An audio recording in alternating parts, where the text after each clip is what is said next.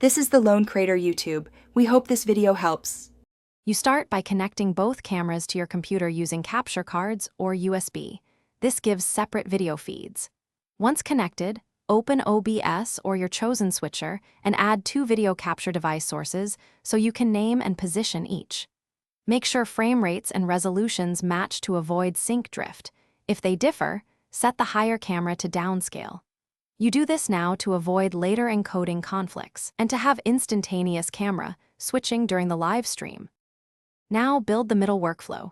Create 3 scenes, camera A, camera B, and a picture-in-picture or split scene and position sources.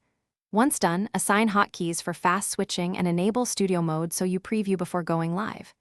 Make sure your audio is a single, clean source routed through the mixer, otherwise viewers hear duplicates. Also, check synchronization. Use a brief clap or test clip, then shift audio delay if needed. These steps give you control and a professional multi-camera feel. Finally, start your Facebook Live by entering the stream key and hitting Start Streaming.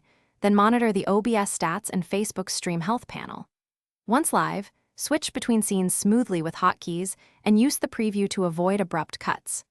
If viewers report freezes or audio desync, immediately reduce bitrate, lower resolution, or switch temporarily to a single camera scene to stabilize the feed. As a troubleshooting tip, update capture card drivers and confirm USB ports supply enough power. This fixes many intermittent dropouts. Thanks for watching. Consider subscribing if we helped you.